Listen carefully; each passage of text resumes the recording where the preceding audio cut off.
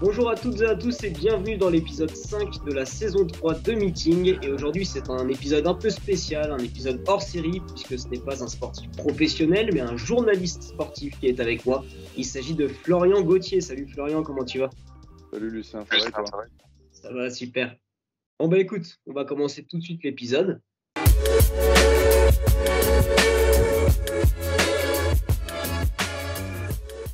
Petite question de départ très très simple, où et quand tu es né?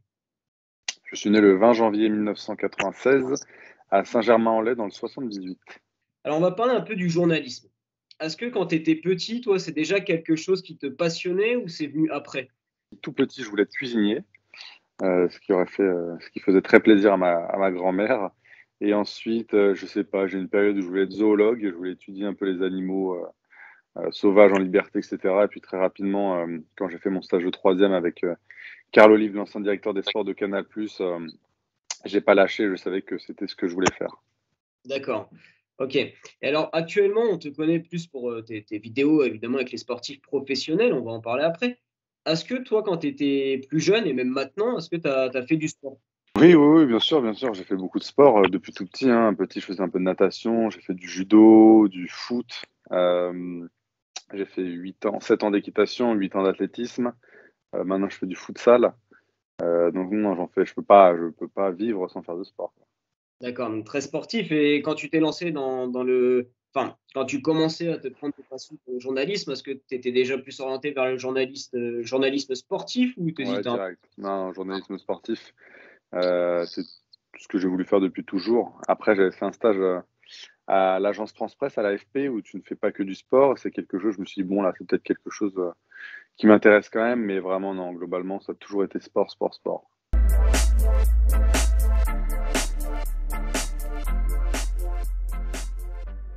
Alors, on va parler un peu de ton parcours, justement. Donc, Ouais. toi, ton projet phare, c'est Deux nuits avec. On va en parler après. Mais j'aimerais savoir, avant ce projet, où est-ce que tu as travaillé, pour quels médias? Moi, j'ai surtout fait des stages. Donc j'ai fait l'école de journalisme de Tours, qu'on peut faire en 2 années. J'ai fait un premier stage à La Voix du Nord, au service des sports. Donc La Voix des sports, c'était un super stage. Vraiment, ils m'ont donné pleine confiance. Je pouvais faire tout ce que je voulais. Je devais faire un reportage avec un cavalier. J'avais couvert du golf. Je devais suivre le début de saison du RC Lens en match. Pendant les matchs amicaux, j'avais fait des matchs de Lille, enfin vraiment contre le PSG, je me rappelle, c'était vraiment premier stage et ils donnent une totale confiance et c'était une très très très bonne ambiance, comme on le dit souvent dans le Nord, c'est pas un cliché, accueilli à bras ouverts à la rédaction, donc incroyable. J'ai enchaîné cette même année, c'était en 2015, si je dis pas de bêtises, je suis parti au Kosovo pour le monde diplomatique, où j'ai fait un reportage sur le sport. C'était le sport nouvelle vitrine du Kosovo. Et ensuite, l'année d'après, j'ai fait un stage à l'Équipe Magazine, 2 mois, je crois. Et puis, à la rentrée de 2016, j'ai travaillé un mois en Serbie, à Belgrade, pour la fameuse agence France Presse. Et puis, c'est tout. Après, j'ai fait un petit peu de politique. J'ai collaboré avec Carl Olive, donc ce fameux Carl Olive qui m'a pris en stage de troisième et qui est devenu entre-temps maire de la ville de Poissy dans les Yvelines, avec qui j'ai travaillé 3 mois. Et après, je me suis lancé dans 2 nuits avec. Donc, justement, on va en parler. Donc, tu parles de pas mal de stages. Et après, tu te lances dans un projet comme ça en solo. Donc, Deux nuits Ouais, avec, c'est très, très simple. Tu arrives avec ta caméra chez des sportifs de très haut niveau et tu passes 2 nuits avec eux. Tu c'est dors ça. chez eux de nuit. À quel moment cette idée, elle est venue comme ça? Est-ce que c'est venu longtemps avant et tu as mis du temps vraiment à faire ton premier épisode ou est-ce que c'est venu très vite et tu as lancé le truc? Non, non, non, en fait, moi, j'ai toujours voulu travailler à mon compte. J'avais déjà créé des sites internet, notamment un, l'athlète.fr, qui me permettait de vraiment de faire mes gammes. J'écrivais, on était plusieurs à écrire, c'était vraiment cool. Et puis, en sortant de ce travail de collaborateur de cabinet en politique, c'était sympa, mais c'était pas un métier qui m'intéressait. Je me suis dit, voilà, là, j'avais vraiment plus rien. J'avais rien, j'avais pas de travail. Je sais que je vais aller faire du journalisme sportif, mais que les places se comptent et sont chères. Et je voulais travailler pour moi-même, donc je me dis, qu'est-ce que je peux faire? Soit tu fais quelque chose qui existe déjà, mais il faut le faire en mieux. J'ai pas forcément les moyens. Ou soit tu crées quelque chose d'original. En plus, j'adore créer. J'ai toujours plein d'idées. Donc, je pense que l'idée, je l'ai toujours eu au fond de moi. Mais là, c'était vraiment le moment de mettre les idées sur papier. Et c'est ce qui m'est venu en réfléchissant, en me disant ce qui pouvait fonctionner, ce qui pouvait faire rêver les gens. la facilité de création et de déplacement, tout ça a donné ce concept. Et justement, au début, quand tu t'es dit, bon, allez, là, j'ai ce qu'il faut sur papier, je vais lancer le truc, est-ce que tu avais des doutes, des appréhensions? Oui, bien sûr, tu en as toujours, et même très souvent, je me remets toujours en question, même quand j'enchaîne deux, trois bons épisodes, des fois, tu as des semaines où ben, tu n'as plus de réponse, et tu te dis, ah ouais, c'est relou, parce que en fait, il faut toujours s'accrocher, quoi. Rien n'est acquis. Forcément, au début, en plus, le premier épisode que j'ai fait, c'était avec Quentin May qui m'a fait confiance, puisque je n'avais pas de premier épisode à montrer, donc c'est-à-dire que je pouvais faire n'importe quoi.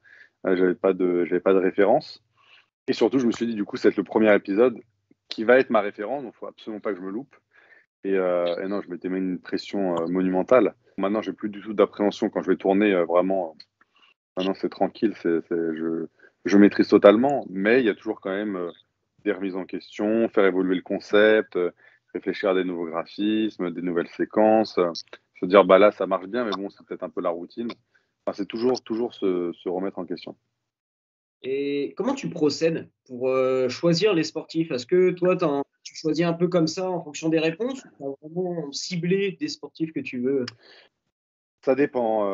Moi, déjà, j'aurai toujours ce côté où j'irai voir des sportifs dans des pays un peu exotiques. Ça, je continuerai, même s'ils sont pas connus, c'est des choses que je continuerai à faire. Donc là, pour le coup, les sportifs sont quasiment tous OK, donc c'est à moi un peu de faire le choix où je veux aller.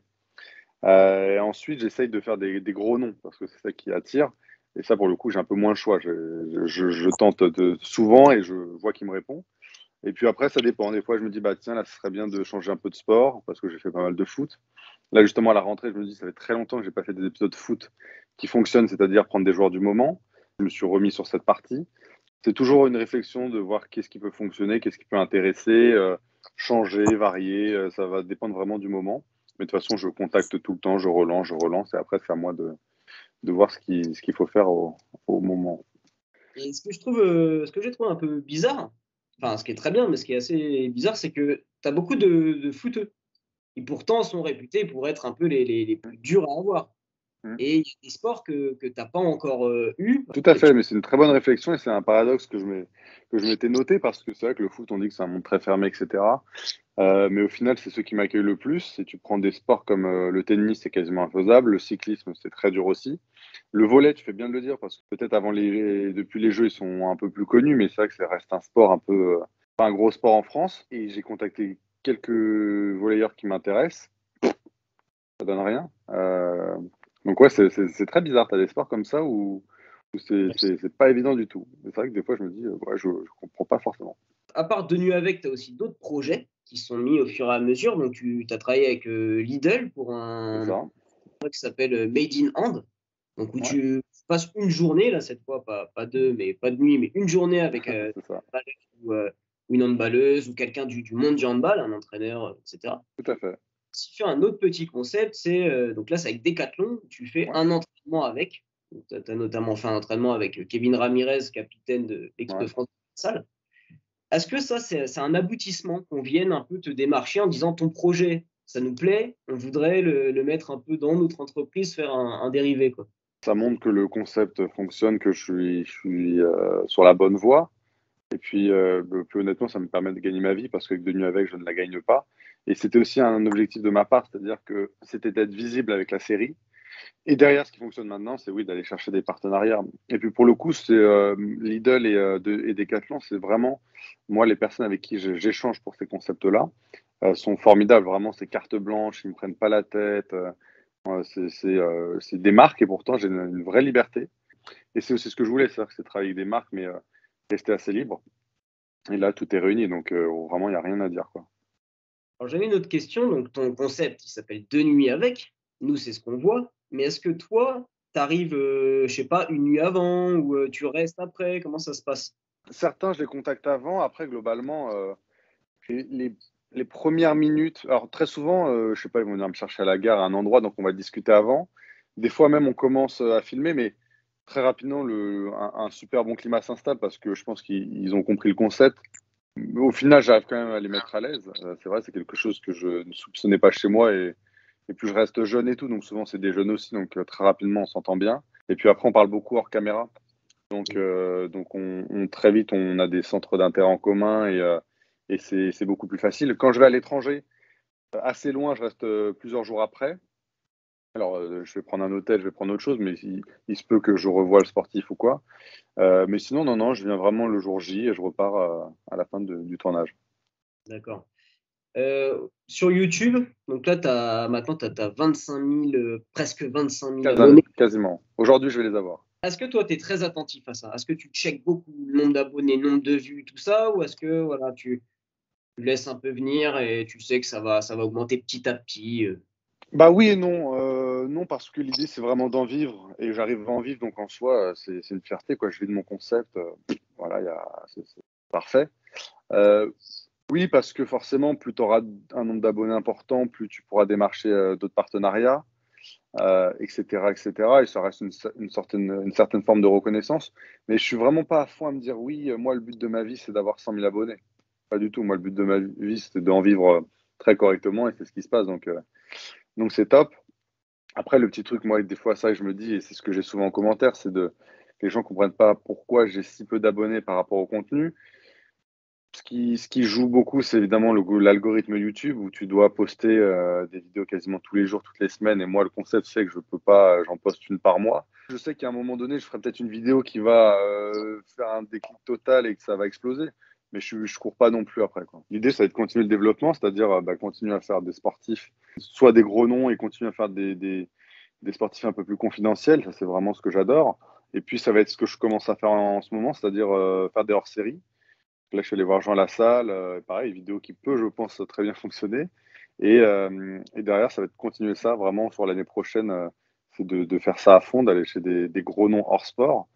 Et puis peut-être développer ça dans d'autres pays, faire ce concept, essayer d'aller faire pourquoi pas, je dis n'importe quoi, 2, 3 épisodes en Inde, voir ce que ça donne, 2, 3 épisodes aux États-Unis, voir ce que ça donne. Je ferai évidemment pas ça toute ma vie parce qu'à un moment donné, à 40 ans, tu vas pas aller dormir chez des petits gars de 20 ans. Mais voilà, il me reste encore quelques années avec, j'ai vraiment beaucoup d'idées de développement. Et puis je ferai le point, je pense, encore dans 5, 6 ans, on verra.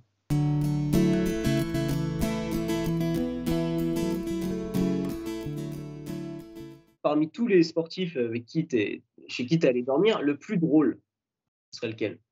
Bah, le plus drôle, je pense que ça va être, je vais faire de l'actualité, ça va être Mohamed Simakan. Franchement, on a rigolé toute la vidéo, il a 21 ans, c'était archi bon délire. Rien que d'en parler, tu vois, j'ai le sourire parce que vraiment, on a fait que de rigoler. Alors, la plus belle maison? Rudy Gobert, quoique, en termes de maison, mais d'appartement, c'était Arthur Maswaku. C'est un des tout premiers que j'ai fait à Londres. Il avait un appartement de fou furieux, vue sur la Tamise. J'avais une suite avec une salle de bain incroyable. Ouais, attention. Rudy Gobert, mais Arthur Maswaku, pas mal. Le meilleur cuistot? Très souvent, on va manger au restaurant, on fait livrer. Je me rappelle que Nico Benezet avait fait l'effort de me faire à manger, mais je me rappelle plus du tout si c'était bon ou pas. Non, Reynel Lamotte. Je crois qu'elle m'avait fait à manger. On avait fait un pique-nique. Mais je crois que Reynel cuisine bien. Donc je veux dire Reynel Lamotte. Ok. Je pensais à Quentin Maé parce qu'en fait, j'ai rematé là, le tout premier épisode que tu Et as fait. oui, mais c'était pas lui qui avait fait à manger. C'était Franzi, sa femme. Ah ouais, Pour ça. ah ouais. Alors, le meilleur lit, parce que je sais que à chaque fois, tu nous demandes de noter les lits. Ce serait lequel le meilleur que tu as fait? Le pire, je peux te le dire, c'est chez Kevin Tilly. J'avais dormi sur une épaule, sur un bout de canapé, c'était affreux. Le meilleur, je pense que c'était encore chez Arthur Maswaku parce qu'il avait un. Non, vraiment, la chambre était folle. Moi, je redis Arthur Maswaku. Ouais. Ok. Alors, le meilleur à FIFA? Tu as déjà dû jouer ou à Mario Kart, enfin aux jeux vidéo, quoi. Le meilleur à FIFA, Jérémy Boga était très fort. Jérémy Boga était très fort et je sais qu'il continue à faire, qu'il joue pas mal et tout. Ouais, il était très très bon. Ok. Alors, le plus timide ou plus réservé? Aymeric Laporte. Rudy Gobert était un peu réservé, mais Aymeric Laporte était très réservé. Et puis Marvin Martin était. Bon, Marvin, en fait, je l'avais rencontré avant, donc c'était l'avantage. Je savais qu'il était assez timide, donc je savais comment l'aborder. Alors, le plus dur à avoir, celui que tu as plus galéré? Je crois que c'était Aurélien Chedjou. Non pas parce qu'il était difficile à voir, c'est surtout que il avait annulé l'épisode au dernier moment et m'avait fait revenir des mois plus tard. Je me rappelle, il était minuit, un peu, je dormais, mais je sais pas, j'avais une intuition, j'avais vu la lumière de mon téléphone, j'avais pris mon téléphone et heureusement je me suis pas endormi parce qu'il m'envoie un message à minuit en me disant écoute, je devais prendre l'avion à 5 heures. Il me dit vas-y, on annule, ma femme, elle aimerait être là pendant l'épisode et tout. Donc je te referai venir à mes frais et tout, désolé et tout. Et j'étais revenu des mois et il n'y avait pas sa femme en plus, qui du coup était restée au Cameroun et c'était trop galère. Donc il avait fini par dire bon, allez, viens, sinon on va jamais le faire. Alors, ton épisode, bon, c'est un peu compliqué là peut-être, mais ton épisode préféré, celui que tu as pris, enfin, l'épisode où tu as pris le plus de kiff, vraiment. Je vais dire Mathias Cour parce qu'il va me taper, mais sinon, non, vraiment, il y en a plein, il y en a plein. Il y a évidemment Mathias, Seb Allaire, c'était très sympa. Après, j'avais vraiment bien accroché, j'avais bien aimé tourner avec Fares Diam, qui est combattant MMA, qui est à l'UFC, et qui a été, j'avais trouvé très brillant, très intelligent, la tête sur les épaules, avec plein de passion, très humain et tout. J'avais vraiment adoré tourner avec Fares. Jimmy Gracie aussi, qui a une histoire magnifique et qui m'avait super bien accueilli. Globalement, ils jouent tous le jeu, donc, mais c'est vrai que j'avais eu, des fois, tu as un peu plus de, bon, c'est humain, hein, un peu plus d'accroche avec certains sportifs, et c'est vrai que dernièrement, Fares et Jimmy, c'était bien, et puis Thomas Coville, on s'est très bien entendu, alors on n'a pas forcément gardé contact plus que ça, mais sur le moment, c'est très bien entendu, et puis surtout, c'est un truc de malade mental d'être sur son bateau, son voilier à grande vitesse. Peu de gens peuvent monter dessus en navigation comme ça, c'était quelque chose de fantastique. S'il y avait un épisode que tu pourrais faire, un sportif que tu pourrais avoir. Je dis souvent à Tem Ben Arfa, parce que j'étais pas loin de la voir en plus. C'est un peu comme Geoffrey Jourdain, je pense qu'on le perçoit comme un peu bête, et que je pense qu'au contraire, il y a beaucoup de choses à montrer, il est loin de l'image que l'on peut renvoyer, mais ce serait vraiment de pouvoir montrer qui il est vraiment. Je pense qu'il y a vraiment un truc à faire, donc il faudrait que je relance, que je lâche pas, mais à Tem, ça pourrait être très cool.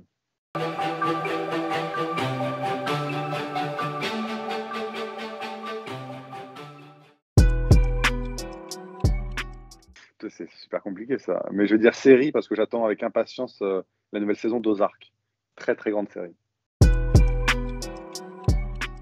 Ça va être plutôt je veux dire, un rappeur, plutôt La Fouine, parce que c'est celui que j'écoutais quand j'étais tout petit et que je réécoute régulièrement. Je sais pas pourquoi, mais j'adore. Pas le La Fouine actuel, avec ses nouveaux albums qui sont vraiment compliqués, mais vraiment ses premiers albums incroyables.